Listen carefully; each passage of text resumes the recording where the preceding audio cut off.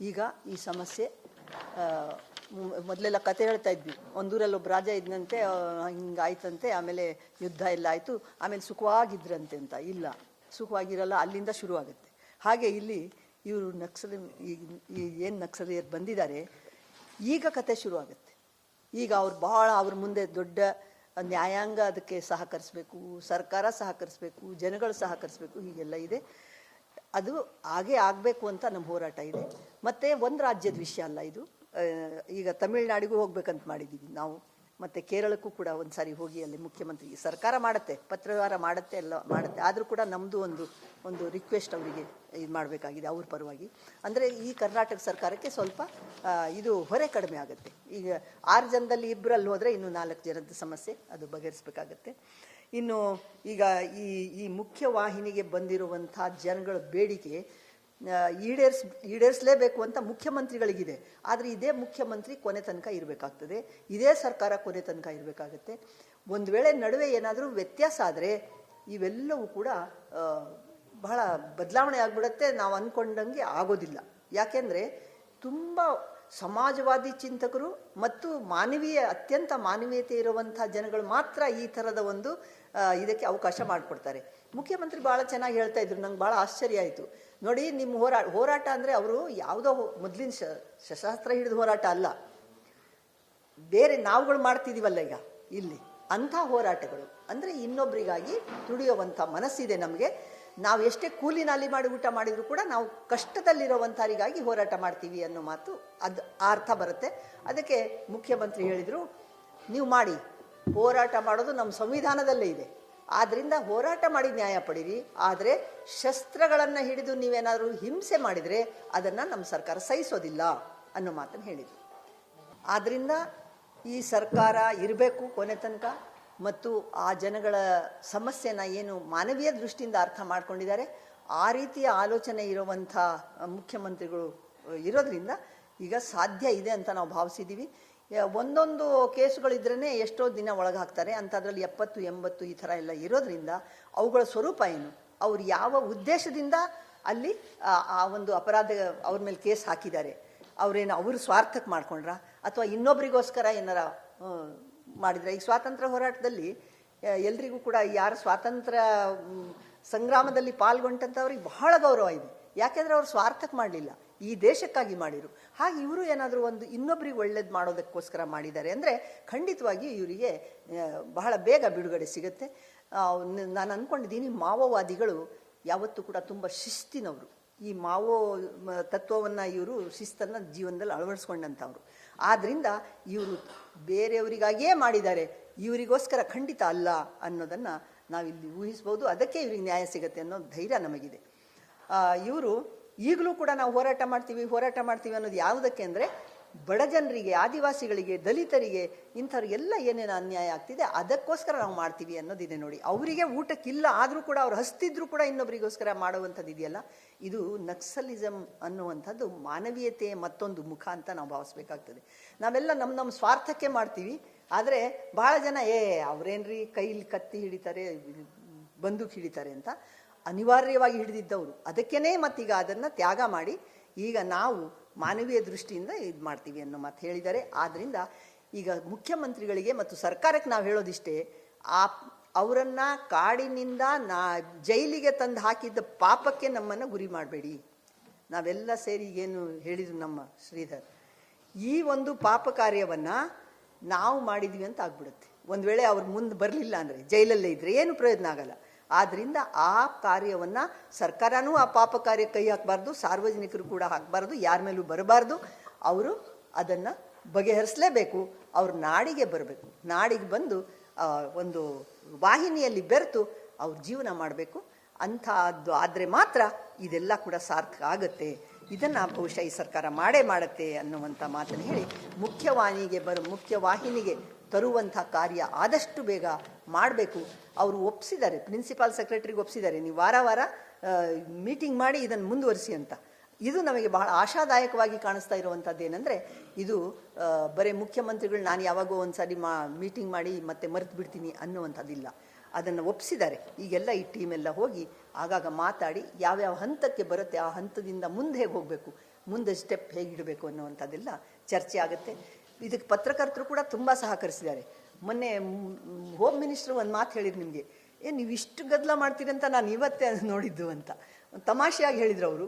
ಆ ತಮಾಷೆಯ ಹಿಂದೆ ನಿಮ್ಗಳಿಗೆ ಎಷ್ಟೊಂದು ಅದರ ಬಗ್ಗೆ ಒಂದು ಕಾಳಜಿ ಇದೆ, ಕುತೂಹಲ ಇದೆ ಅನ್ನೋದು ಕೂಡ ಅವ್ರ ಮಾತಿಂದ ಗೊತ್ತಾಗುತ್ತೆ. ಯಾಕೆ ಅಷ್ಟೊಂದು ಇದು ಮಾಡ್ತಿದ್ರಿ ನೀವು, ಆ ವಿಷಯ ನಾನು ತಗೋಬೇಕು ಅನ್ನುವಂಥದ್ದು ಮಾಧ್ಯಮಗಳು ಅದಿರಬೇಕಾಗ್ತದೆ.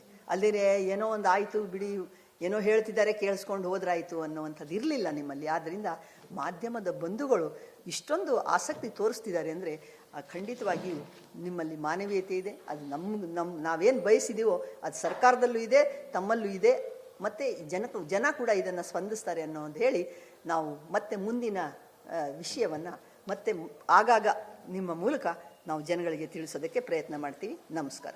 ಈಗ ಈ ಸಮಸ್ಯೆ ಮೊದಲೆಲ್ಲ ಕತೆ ಹೇಳ್ತಾ ಇದ್ವಿ, ಒಂದೂರಲ್ಲಿ ಒಬ್ಬ ರಾಜ ಇದ್ದಂತೆ, ಹಿಂಗಾಯ್ತಂತೆ, ಆಮೇಲೆ ಯುದ್ಧ ಎಲ್ಲ ಆಯಿತು, ಆಮೇಲೆ ಸುಖವಾಗಿದ್ರಂತೆ ಅಂತ. ಇಲ್ಲ, ಸುಖವಾಗಿರಲ್ಲ, ಅಲ್ಲಿಂದ ಶುರುವಾಗುತ್ತೆ. ಹಾಗೆ ಇಲ್ಲಿ ಇವರು ಏನು ನಕ್ಸಲೀಯರು ಬಂದಿದ್ದಾರೆ, ಈಗ ಕತೆ ಶುರುವಾಗುತ್ತೆ. ಈಗ ಅವ್ರ ಮುಂದೆ ದೊಡ್ಡ ನ್ಯಾಯಾಂಗ ಅದಕ್ಕೆ ಸಹಕರಿಸಬೇಕು, ಸರ್ಕಾರ ಸಹಕರಿಸಬೇಕು, ಜನಗಳು ಸಹಕರಿಸಬೇಕು, ಹೀಗೆಲ್ಲ ಇದೆ. ಅದು ಹಾಗೇ ಆಗಬೇಕು ಅಂತ ನಮ್ಮ ಹೋರಾಟ ಇದೆ. ಮತ್ತು ಒಂದು ರಾಜ್ಯದ ವಿಷಯ ಅಲ್ಲ ಇದು. ಈಗ ತಮಿಳುನಾಡಿಗೂ ಹೋಗ್ಬೇಕಂತ ಮಾಡಿದ್ದೀವಿ ನಾವು, ಮತ್ತು ಕೇರಳಕ್ಕೂ ಕೂಡ ಒಂದು ಸಾರಿ ಹೋಗಿ ಅಲ್ಲಿ ಮುಖ್ಯಮಂತ್ರಿ ಸರ್ಕಾರ ಮಾಡುತ್ತೆ, ಪತ್ರವ್ಯವಹಾರ ಮಾಡುತ್ತೆ, ಎಲ್ಲ ಮಾಡುತ್ತೆ. ಆದರೂ ಕೂಡ ನಮ್ಮದು ಒಂದು ರಿಕ್ವೆಸ್ಟ್ ಅವರಿಗೆ ಇದು ಮಾಡಬೇಕಾಗಿದೆ ಅವ್ರ ಪರವಾಗಿ. ಅಂದರೆ ಈ ಕರ್ನಾಟಕ ಸರ್ಕಾರಕ್ಕೆ ಸ್ವಲ್ಪ ಇದು ಹೊರೆ ಕಡಿಮೆ ಆಗುತ್ತೆ. ಈಗ 6 ಜನದಲ್ಲಿ 2 ಹೋದರೆ ಇನ್ನು 4 ಜನದ ಸಮಸ್ಯೆ ಅದು ಬಗೆಹರಿಸಬೇಕಾಗತ್ತೆ. ಇನ್ನು ಈಗ ಈ ಮುಖ್ಯವಾಹಿನಿಗೆ ಬಂದಿರುವಂಥ ಜನಗಳ ಬೇಡಿಕೆ ಈಡೇರಿಸಲೇಬೇಕು ಅಂತ ಮುಖ್ಯಮಂತ್ರಿಗಳಿಗಿದೆ. ಆದರೆ ಇದೇ ಮುಖ್ಯಮಂತ್ರಿ ಕೊನೆ ತನಕ ಇರಬೇಕಾಗ್ತದೆ, ಇದೇ ಸರ್ಕಾರ ಕೊನೆ ತನಕ ಇರಬೇಕಾಗತ್ತೆ. ಒಂದು ವೇಳೆ ನಡುವೆ ಏನಾದರೂ ವ್ಯತ್ಯಾಸ ಆದರೆ ಇವೆಲ್ಲವೂ ಕೂಡ ಬಹಳ ಬದಲಾವಣೆ ಆಗಿಬಿಡುತ್ತೆ. ನಾವು ಅಂದ್ಕೊಂಡಂಗೆ ಆಗೋದಿಲ್ಲ. ಯಾಕೆಂದರೆ ತುಂಬ ಸಮಾಜವಾದಿ ಚಿಂತಕರು ಮತ್ತು ಅತ್ಯಂತ ಮಾನವೀಯತೆ ಇರುವಂಥ ಜನಗಳು ಮಾತ್ರ ಈ ಥರದ ಒಂದು ಇದಕ್ಕೆ ಅವಕಾಶ ಮಾಡಿಕೊಡ್ತಾರೆ. ಮುಖ್ಯಮಂತ್ರಿ ಭಾಳ ಚೆನ್ನಾಗಿ ಹೇಳ್ತಾ ಇದ್ರು, ನಂಗೆ ಭಾಳ ಆಶ್ಚರ್ಯ ಆಯಿತು. ನೋಡಿ, ನಿಮ್ಮ ಹೋರಾಟ ಅಂದರೆ ಅವರು ಯಾವುದೋ ಮೊದಲಿನ ಶಸ್ತ್ರಾಸ್ತ್ರ ಹಿಡಿದು ಹೋರಾಟ ಅಲ್ಲ, ಬೇರೆ ನಾವುಗಳು ಮಾಡ್ತಿದ್ದೀವಲ್ಲ ಈಗ ಇಲ್ಲಿ ಅಂಥ ಹೋರಾಟಗಳು. ಅಂದರೆ ಇನ್ನೊಬ್ಬರಿಗಾಗಿ ದುಡಿಯುವಂಥ ಮನಸ್ಸಿದೆ ನಮಗೆ. ನಾವು ಎಷ್ಟೇ ಕೂಲಿ ನಾಲಿ ಮಾಡಿ ಊಟ ಮಾಡಿದರೂ ಕೂಡ ನಾವು ಕಷ್ಟದಲ್ಲಿರುವಂಥವರಿಗಾಗಿ ಹೋರಾಟ ಮಾಡ್ತೀವಿ ಅನ್ನೋ ಮಾತು ಅದು ಅರ್ಥ ಬರುತ್ತೆ. ಅದಕ್ಕೆ ಮುಖ್ಯಮಂತ್ರಿ ಹೇಳಿದರು, ನೀವು ಮಾಡಿ, ಹೋರಾಟ ಮಾಡೋದು ನಮ್ಮ ಸಂವಿಧಾನದಲ್ಲೇ ಇದೆ, ಆದ್ದರಿಂದ ಹೋರಾಟ ಮಾಡಿ ನ್ಯಾಯ ಪಡೀರಿ. ಆದರೆ ಶಸ್ತ್ರಗಳನ್ನು ಹಿಡಿದು ನೀವೇನಾದರೂ ಹಿಂಸೆ ಮಾಡಿದರೆ ಅದನ್ನು ನಮ್ಮ ಸರ್ಕಾರ ಸಹಿಸೋದಿಲ್ಲ ಅನ್ನೋ ಮಾತನ್ನು ಹೇಳಿದರು. ಆದ್ದರಿಂದ ಈ ಸರ್ಕಾರ ಇರಬೇಕು ಕೊನೆ ತನಕ, ಮತ್ತು ಆ ಜನಗಳ ಸಮಸ್ಯೆನ ಏನು ಮಾನವೀಯ ದೃಷ್ಟಿಯಿಂದ ಅರ್ಥ ಮಾಡ್ಕೊಂಡಿದ್ದಾರೆ ಆ ರೀತಿಯ ಆಲೋಚನೆ ಇರುವಂಥ ಮುಖ್ಯಮಂತ್ರಿಗಳು ಇರೋದ್ರಿಂದ ಈಗ ಸಾಧ್ಯ ಇದೆ ಅಂತ ನಾವು ಭಾವಿಸಿದ್ದೀವಿ. ಒಂದೊಂದು ಕೇಸುಗಳಿದ್ರೇ ಎಷ್ಟೋ ದಿನ ಒಳಗೆ ಹಾಕ್ತಾರೆ, ಅಂಥದ್ರಲ್ಲಿ 70-80 ಈ ಥರ ಎಲ್ಲ ಇರೋದ್ರಿಂದ ಅವುಗಳ ಸ್ವರೂಪ ಏನು, ಅವ್ರು ಯಾವ ಉದ್ದೇಶದಿಂದ ಅಲ್ಲಿ ಆ ಒಂದು ಅಪರಾಧ ಅವ್ರ ಮೇಲೆ ಕೇಸ್ ಹಾಕಿದ್ದಾರೆ, ಅವ್ರ ಸ್ವಾರ್ಥಕ್ಕೆ ಮಾಡ್ಕೊಂಡ್ರ ಅಥವಾ ಇನ್ನೊಬ್ರಿಗೋಸ್ಕರ ಏನಾರ ಮಾಡಿದ್ರೆ. ಈ ಸ್ವಾತಂತ್ರ್ಯ ಹೋರಾಟದಲ್ಲಿ ಎಲ್ರಿಗೂ ಕೂಡ ಯಾರು ಸ್ವಾತಂತ್ರ್ಯ ಸಂಗ್ರಾಮದಲ್ಲಿ ಪಾಲ್ಗೊಂಡಂಥವ್ರಿಗೆ ಬಹಳ ಗೌರವ ಇದೆ. ಯಾಕೆಂದರೆ ಅವ್ರು ಸ್ವಾರ್ಥಕ್ಕೆ ಮಾಡಲಿಲ್ಲ, ಈ ದೇಶಕ್ಕಾಗಿ ಮಾಡಿದರು. ಹಾಗೆ ಇವರು ಏನಾದರೂ ಒಂದು ಇನ್ನೊಬ್ರಿಗೆ ಒಳ್ಳೇದು ಮಾಡೋದಕ್ಕೋಸ್ಕರ ಮಾಡಿದ್ದಾರೆ ಅಂದರೆ ಖಂಡಿತವಾಗಿ ಇವರಿಗೆ ಬಹಳ ಬೇಗ ಬಿಡುಗಡೆ ಸಿಗುತ್ತೆ. ನಾನು ಅಂದ್ಕೊಂಡಿದ್ದೀನಿ, ಮಾವೋವಾದಿಗಳು ಯಾವತ್ತೂ ಕೂಡ ತುಂಬ ಶಿಸ್ತಿನವರು. ಈ ಮಾವೋ ತತ್ವವನ್ನು ಇವರು ಶಿಸ್ತನ್ನು ಜೀವನದಲ್ಲಿ ಅಳವಡಿಸ್ಕೊಂಡಂಥವ್ರು. ಆದ್ದರಿಂದ ಇವರು ಬೇರೆಯವರಿಗಾಗಿಯೇ ಮಾಡಿದ್ದಾರೆ, ಇವರಿಗೋಸ್ಕರ ಖಂಡಿತ ಅಲ್ಲ ಅನ್ನೋದನ್ನು ನಾವಿಲ್ಲಿ ಊಹಿಸ್ಬೋದು. ಅದಕ್ಕೆ ಇವ್ರಿಗೆ ನ್ಯಾಯ ಸಿಗುತ್ತೆ ಅನ್ನೋ ಧೈರ್ಯ ನಮಗಿದೆ. ಇವರು ಈಗಲೂ ಕೂಡ ನಾವು ಹೋರಾಟ ಮಾಡ್ತೀವಿ ಅನ್ನೋದು ಯಾವುದಕ್ಕೆ ಅಂದರೆ ಬಡ ಜನರಿಗೆ, ಆದಿವಾಸಿಗಳಿಗೆ, ದಲಿತರಿಗೆ, ಇಂಥವ್ರಿಗೆಲ್ಲ ಏನೇನು ಅನ್ಯಾಯ ಆಗ್ತಿದೆ ಅದಕ್ಕೋಸ್ಕರ ನಾವು ಮಾಡ್ತೀವಿ ಅನ್ನೋದಿದೆ. ನೋಡಿ, ಅವರಿಗೆ ಊಟಕ್ಕಿಲ್ಲ ಆದರೂ ಕೂಡ ಅವ್ರು ಹಸ್ತಿದ್ರು ಕೂಡ ಇನ್ನೊಬ್ಬರಿಗೋಸ್ಕರ ಮಾಡುವಂಥದ್ದು ಇದೆಯಲ್ಲ, ಇದು ನಕ್ಸಲಿಸಮ್ ಅನ್ನುವಂಥದ್ದು ಮಾನವೀಯತೆಯ ಮತ್ತೊಂದು ಮುಖ ಅಂತ ನಾವು ಭಾವಿಸ್ಬೇಕಾಗ್ತದೆ. ನಾವೆಲ್ಲ ನಮ್ಮ ಸ್ವಾರ್ಥಕ್ಕೆ ಮಾಡ್ತೀವಿ.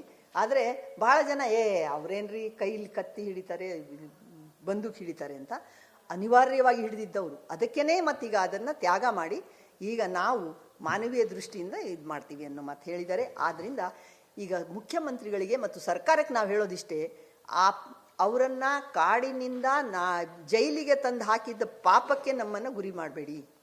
ನಾವೆಲ್ಲ ಸೇರಿ ಏನು ಹೇಳಿದ್ರು ನಮ್ಮ ಶ್ರೀಧರ್, ಈ ಒಂದು ಪಾಪ ಕಾರ್ಯವನ್ನು ನಾವು ಮಾಡಿದ್ವಿ ಅಂತ ಆಗ್ಬಿಡುತ್ತೆ. ಒಂದು ವೇಳೆ ಅವ್ರು ಮುಂದೆ ಬರಲಿಲ್ಲ ಅಂದರೆ, ಜೈಲಲ್ಲೇ ಇದ್ದರೆ ಏನು ಪ್ರಯೋಜನ ಆಗಲ್ಲ. ಆದ್ದರಿಂದ ಆ ಕಾರ್ಯವನ್ನು ಸರ್ಕಾರನೂ ಆ ಪಾಪ ಕಾರ್ಯ ಕೈ ಹಾಕಬಾರ್ದು, ಸಾರ್ವಜನಿಕರು ಕೂಡ ಹಾಕಬಾರ್ದು, ಯಾರ ಮೇಲೂ ಬರಬಾರ್ದು. ಅವರು ಅದನ್ನು ಬಗೆಹರಿಸಲೇಬೇಕು. ಅವ್ರು ನಾಡಿಗೆ ಬರಬೇಕು, ನಾಡಿಗೆ ಬಂದು ಒಂದು ವಾಹಿನಿಯಲ್ಲಿ ಬೆರೆತು ಅವ್ರ ಜೀವನ ಮಾಡಬೇಕು. ಅಂಥದ್ದು ಆದರೆ ಮಾತ್ರ ಇದೆಲ್ಲ ಕೂಡ ಸಾರ್ಥಕ ಆಗುತ್ತೆ. ಇದನ್ನು ಬಹುಶಃ ಈ ಸರ್ಕಾರ ಮಾಡೇ ಮಾಡುತ್ತೆ ಅನ್ನುವಂಥ ಮಾತನ್ನು ಹೇಳಿ, ಮುಖ್ಯವಾಹಿನಿಗೆ ತರುವಂಥ ಕಾರ್ಯ ಆದಷ್ಟು ಬೇಗ ಮಾಡಬೇಕು. ಅವರು ಒಪ್ಪಿಸಿದ್ದಾರೆ, ಪ್ರಿನ್ಸಿಪಾಲ್ ಸೆಕ್ರೆಟರಿಗೆ ಒಪ್ಪಿಸಿದ್ದಾರೆ, ನೀವು ವಾರ ವಾರ ಮೀಟಿಂಗ್ ಮಾಡಿ ಇದನ್ನು ಮುಂದುವರಿಸಿ ಅಂತ. ಇದು ನಮಗೆ ಬಹಳ ಆಶಾದಾಯಕವಾಗಿ ಕಾಣಿಸ್ತಾ ಇರುವಂಥದ್ದು. ಏನಂದರೆ ಇದು ಬರೀ ಮುಖ್ಯಮಂತ್ರಿಗಳು ನಾನು ಯಾವಾಗೋ ಒಂದು ಸಾರಿ ಮೀಟಿಂಗ್ ಮಾಡಿ ಮತ್ತೆ ಮರೆತು ಬಿಡ್ತೀನಿ ಅನ್ನುವಂಥದ್ದಿಲ್ಲ.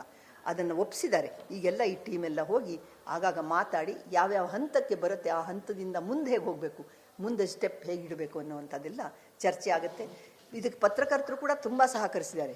ಮೊನ್ನೆ ಹೋಮ್ ಮಿನಿಸ್ಟ್ರು ಒಂದು ಮಾತು ಹೇಳಿದ್ರು, ನಿಮಗೆ ನೀವು ಇಷ್ಟು ಗದ್ದಲ ಮಾಡ್ತೀರಿ ಅಂತ ನಾನು ಇವತ್ತೇ ನೋಡಿದ್ದು ಅಂತ ತಮಾಷೆಯಾಗಿ ಹೇಳಿದ್ರು ಅವರು. ಆ ತಮಾಷೆಯ ಹಿಂದೆ ನಿಮ್ಗಳಿಗೆ ಎಷ್ಟೊಂದು ಅದರ ಬಗ್ಗೆ ಒಂದು ಕಾಳಜಿ ಇದೆ, ಕುತೂಹಲ ಇದೆ ಅನ್ನೋದು ಕೂಡ ಅವ್ರ ಮಾತಿಂದ ಗೊತ್ತಾಗುತ್ತೆ. ಯಾಕೆ ಅಷ್ಟೊಂದು ಇದು ಮಾಡ್ತಿದ್ರಿ ನೀವು, ಆ ವಿಷಯ ನಾನು ತಗೋಬೇಕು ಅನ್ನುವಂಥದ್ದು ಮಾಧ್ಯಮಗಳು ಅದಿರಬೇಕಾಗ್ತದೆ. ಅಲ್ಲದೇ ಏನೋ ಒಂದು ಆಯಿತು ಬಿಡಿ, ಏನೋ ಹೇಳ್ತಿದ್ದಾರೆ ಕೇಳಿಸ್ಕೊಂಡು ಹೋದ್ರಾಯಿತು ಅನ್ನುವಂಥದ್ದು ಇರಲಿಲ್ಲ ನಿಮ್ಮಲ್ಲಿ. ಆದ್ದರಿಂದ ಮಾಧ್ಯಮದ ಬಂಧುಗಳು ಇಷ್ಟೊಂದು ಆಸಕ್ತಿ ತೋರಿಸ್ತಿದ್ದಾರೆ ಅಂದರೆ ಖಂಡಿತವಾಗಿಯೂ ನಿಮ್ಮಲ್ಲಿ ಮಾನವೀಯತೆ ಇದೆ. ಅದು ನಾವೇನು ಬಯಸಿದೀವೋ ಅದು ಸರ್ಕಾರದಲ್ಲೂ ಇದೆ, ತಮ್ಮಲ್ಲೂ ಇದೆ. ಮತ್ತು ಜನ ಕೂಡ ಇದನ್ನು ಸ್ಪಂದಿಸ್ತಾರೆ ಅನ್ನೋದು ಹೇಳಿ, ನಾವು ಮತ್ತೆ ಮುಂದಿನ ವಿಷಯವನ್ನು ಮತ್ತೆ ಆಗಾಗ ನಿಮ್ಮ ಮೂಲಕ ನಾವು ಜನಗಳಿಗೆ ತಿಳಿಸೋದಕ್ಕೆ ಪ್ರಯತ್ನ ಮಾಡ್ತೀವಿ. ನಮಸ್ಕಾರ.